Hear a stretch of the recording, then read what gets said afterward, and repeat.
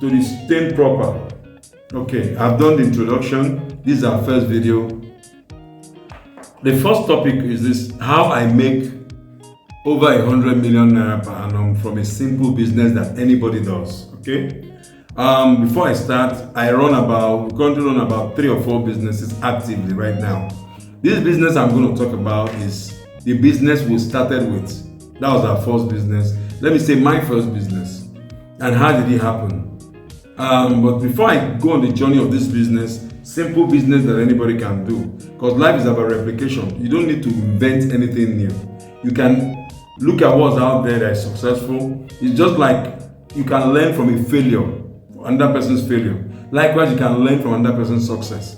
How do you learn from another person's failure? What that failed person is doing. For example, if you're a student and you see a guy in university, somebody is doing 8 years university, take a step back and look at the person's lifestyle. If you look closely, you find out what made the person spend so much time in university. That is how it is in finance. Success leaves clue. Likewise, failure leaves clue. All right. So you can see 2 brothers, and one ended up being very successful, and one became very failed person in life and career and all that. If you look closely, you find that there were a time in their life whereby they swapped the way they behave and how they went. So that's a simple way to break it down. So this business that I do is still running, but I've handed it over to my partner. She runs it. She's running excellently well. And I'm going to share with you right now what are the businesses that I am involved in. First one, I run an e-commerce company. We sell certain things online. I'm going to talk on that topic. I run a laundry business. That's the business I'm going to talk about. And I started from a humble beginning. That is 2. I run a logistic business, different kind of logistics, not the bike one or whatever. Logistic transportation business that carries executives. And I'm just getting into property, but not like your real estate investment on development and no. I buy distressed properties, and I'm going to talk about those ones and how the entry level into it is very, very good, as long as you do your due diligence. So for now, those are the 4 businesses we are doing. Then we are currently consulting on another 2 kinds of businesses that we're going to do. But once that comes, we will take you on the journey. But now let us go to the first journey and the first business that got us on this success path. Dry cleaning. Laundry and dry cleaning. How did I go into it? First of all, ladies and gentlemen, I don't even wash my own clothes. I hate dirty clothes. Just like Dangote will tell you, he doesn't like environment where there's cement. But you see, we see it as a business. You must see whatever you do as a business. How did I get into dry cleaning? Many years ago after university, I left this country like every other gentleman will leave. And I stayed in North America. So something happened. I came back to Nigeria, got married, had a big elaborate wedding. Because I had the resources and everything. And time to go back. I couldn't go back. I went back. Embassy said they had some. Now, bear in mind that I already had a mortgage over there. I just started. And from 1 month to 2 months, and fast forward 6 months, I saw myself here. The money, the finances were drying up faster than it became an embarrassment. So people that came to my wedding would run into me. They would say, "Hey, guy, you've not gone back. What's going on?" I'm like, "I don't know." This was like 2008 or 2009. So I kept trying. They kept stories. And I was like one of these, if you're a young guy listening to this, I was desperate to just jump back to where I came from. So it wasn't working. I couldn't go back to Canada. So what did I do? I dusted a new passport like anybody would do, headed up to American embassy. That I must leave. Guess what, ladies and gentlemen? It didn't work because they smelled that desperation. And I'm going to share something with you now that I can walk into an embassy and go anywhere in this country. Those guys smelled the desperation. America refused me. I came back home depressed, that I just felt that I couldn't breathe in Nigeria, So what did I do? Got another passport. Headed up to the UK embassy, which was where I was before I went to North America. Then my partner was even there. She was schooling.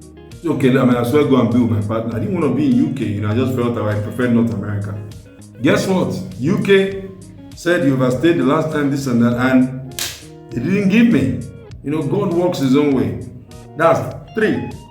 And by then I didn't have a bank statement. So I had a friend who was giving me bank statements that would sponsor me, a very good friend. He even bought me a ticket, said when you go back, you pay for me. He gave me bank statement. And I went to Australian Embassy. Ladies and gentlemen, guess what? That's 4th. And I went back to my friend. I told him I wasn't going to go up. Guess what we came up with?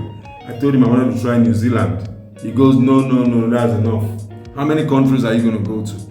And he said, you know what? Go think of what you do with yourself. When you can afford to do your own bank statement, you can now go.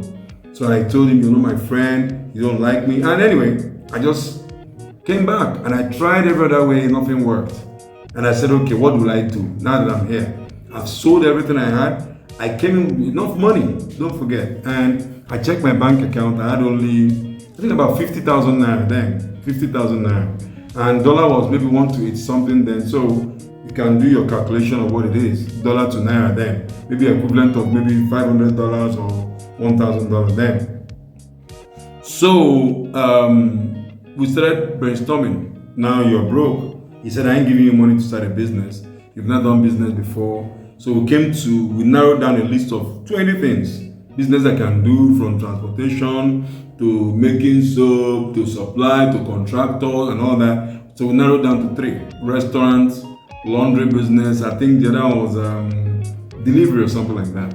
And we came into laundry. And we now said, okay, if you're going to do laundry, you're going to do it different.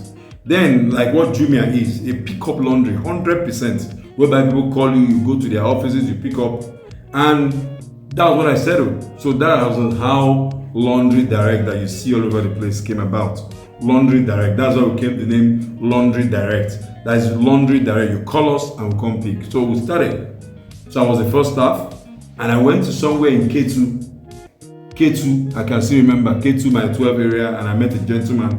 Meanwhile, before then, I've always believed that whatever I'm doing, I should learn it very well. So I went to all the big dry cleaners in Lekki, and none of them wanted to train me. None of them was training. I wanted to learn. Maybe they saw me as a competitor or something like that. So I went to this guy in K2, who was a local washerman. That was the only guy that opened his door. Wherever you are, Mr. Linus, God bless you very well. You sowed the seed of this journey. Okay? And he charged me, I think I paid 10,000 naira then, and it was a week program. So I come in, he gives me clothes, this is how you spot, this is how you remove stain, and I was grateful. And by Tuesday, he will come, maybe he has a call, he will give me the clothes to wash, and he will go attend to whatever. I took it humbly, I took it respectfully.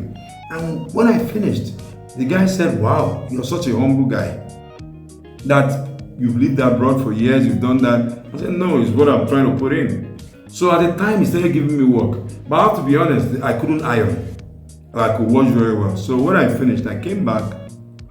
And that my friend that was gave me his compound to be washing his premises. So I started doing the washing there. So but then I didn't have any customers. So what did I do?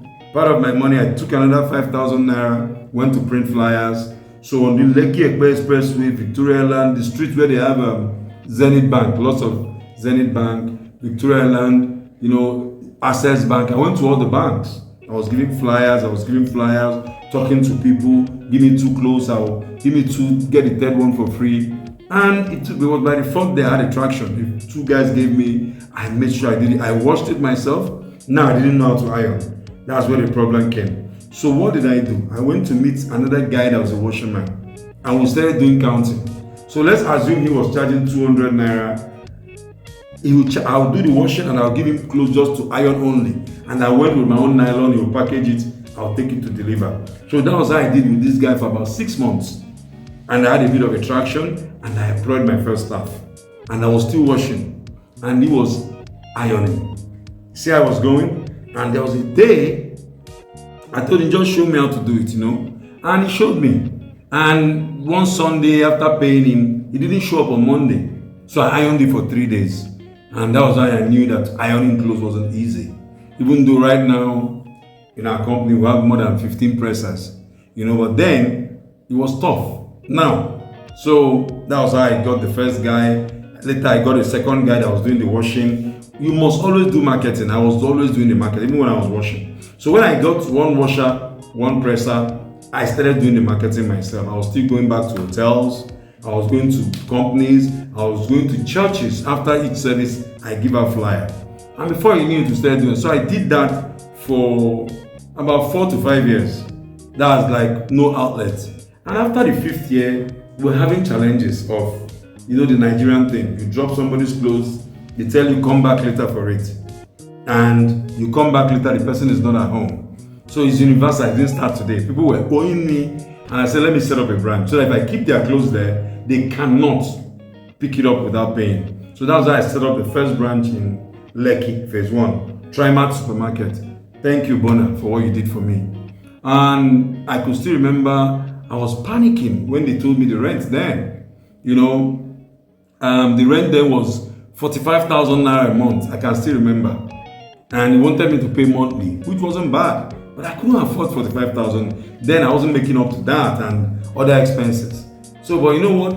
I took the risk and we set up the first branch.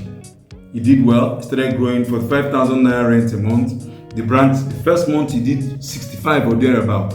Second month we did about 85,000. Third month he jumped to 100 and something thousand. Now that branch alone does about maybe 1.5, sometimes 1.7 every month. And that's how we went around. Third roundabout Jakonde, we set up another branch.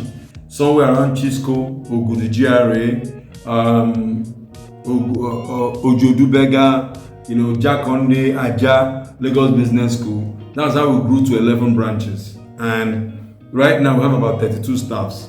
So basically, like I'm saying, the least any of the branches give us is about 800K a month. And there's a brand that does about 2.2 million every month. So you can do the averages. So that's how we make over 100 million from that, a little scratch.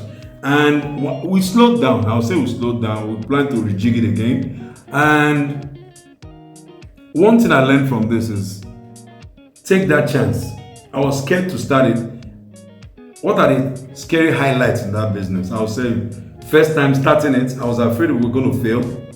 Then the 4 years later, when we wanted to get an outlet, I noticed whenever I wanted to turn over, because that's when the business started growing. Whenever I took those risks, I was very scared. So whenever you're afraid of something that you're sure will lift your life, take it. What's the worst that can happen to you? What is the worst? You've learned. You didn't fail. You've learned. So that's how that business has given birth to other businesses for me that I'm going to talk about in the next topic. So right now the business runs itself. The quality control manager is there. The supervisors are there. The factory manager is there. Now that arm of business, they do training. I'm not even involved in it anymore. But what I'm just trying to share, that was the seed that led me into my e-commerce, that led into my property business. That was where I'm still now, is still doing that. So right now, that business, like I rightly said on the title, gives us anywhere between, on a conservative, 100 million a month, and on a year, and on a good year, we do about 120 million from just that business alone. So ladies and gentlemen, I hope this humble story has encouraged you to know that whatever you seek to do, you can do it. And just like my dry cleaning, right now we work for some of the biggest hotels in Lagos. We do for a lot of churches. We do for schools, boarding houses, and all that. And you have one thing I remember, don't look at the business because somebody is doing it. I went in with my full determination. I outworked any competitor I had. So that's the secret. There is no other secret. You have to, even the other project we are starting now, I'm putting in my all. My all. If your right hand don't fit, you put in your left hand. That's what we're doing. And to God be the glory. He's been doing well. So ladies and gentlemen, that's the first topic in Knowing with Sam. Tune in again next week. I'm going to tell you how during COVID last year, in 9 weeks, we did about 23 million naira. How intuition works. We just pivoted a bit and how we ran into that. Thank you very much. You have a blessed day. Welcome to Knowing with Sam. Thank you.